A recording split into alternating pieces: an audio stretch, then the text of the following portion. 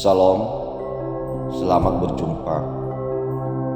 Saat ini kita akan membahas topik yang sangat penting dan seringkali diabaikan, yaitu ancaman bagi orang yang melawan Tuhan.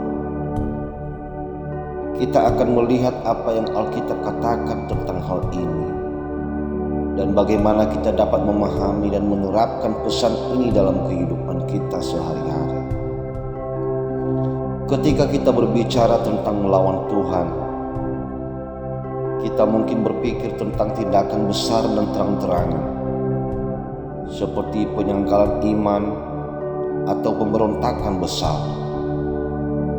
Namun, melawan Tuhan bisa terjadi dalam tindakan sehari-hari yang lebih halus, seperti tidak mematuhi perintahnya atau mengabaikan firman-Nya.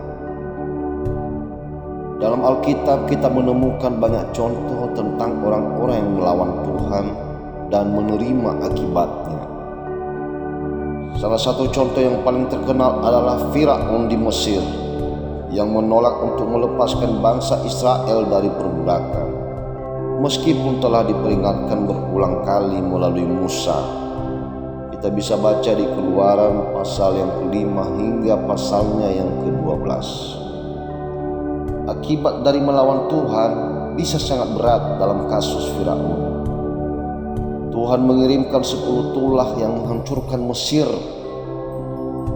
Akhirnya Firaun harus menyerah dan melepaskan bangsa Israel, tetapi dengan harga yang sangat mahal bagi dirinya dan seluruh bangsa Mesir.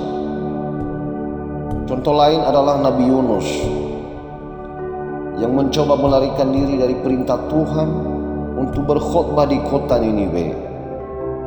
Yunus mengalami banyak kesulitan, termasuk terjebak dalam perut ikan besar, sebelum akhirnya menyerah dan mengikuti perintah Tuhan. Kita bisa baca di dalam kitab Yunus pasal 1 dan pasal 2. Meskipun kisah-kisah ini terjadi ribuan tahun yang lalu, prinsipnya tetap sama hingga hari ini. Melawan Tuhan bisa membawa konsekuensi serius dalam hidup kita, baik secara rohani maupun fisik. Ketidaktaatan dan pemberontakan terhadap Tuhan bisa mengakibatkan hilangnya berkat dan perlindungannya. Alkitab dengan jelas menyatakan dalam Roma pasal 6 ayat 23, sebab upah dosa ialah maut, tetapi karunia Allah ialah hidup yang kekal dalam Kristus Yesus Tuhan kita. Ini menekankan bahwa dosa, termasuk melawan Tuhan, membawa maut atau pemisahan dari Tuhan. Di Perjanjian Baru kita melihat contoh Ananias dan Safira yang berbohong kepada Roh Kudus dan kepada jemaat tentang sumbangan mereka.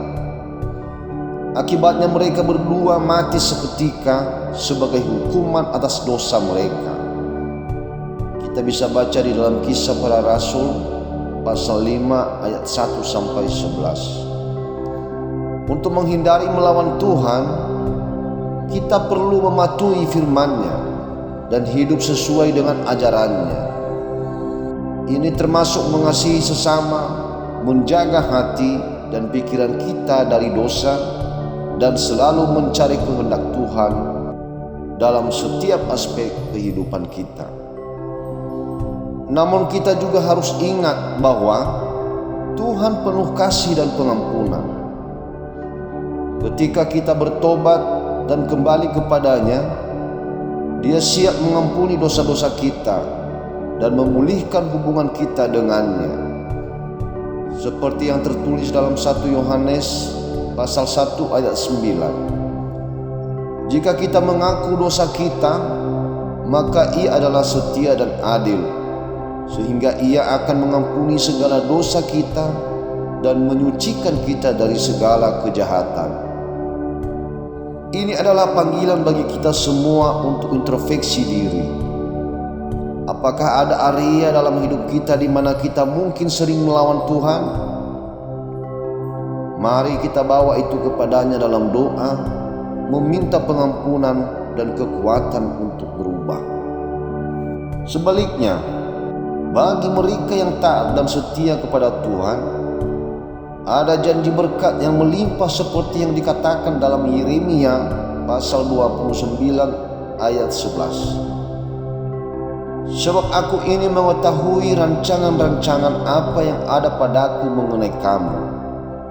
Demikianlah firman Tuhan, yaitu rancangan damai sejahtera dan bukan rancangan kecelakaan, untuk memberikan kepadamu hari depan yang penuh harapan. Jadi, mari kita berkomitmen untuk tidak melawan Tuhan, tetapi hidup dalam ketaatan dan iman percaya kepadanya. Ingatlah bahwa Tuhan mengasihi kita dan ingin yang terbaik bagi kita. Terima kasih telah menonton, dan jangan lupa untuk menyukai, berkomentar, dan berbagi video ini. Sampai jumpa, Tuhan memberkati.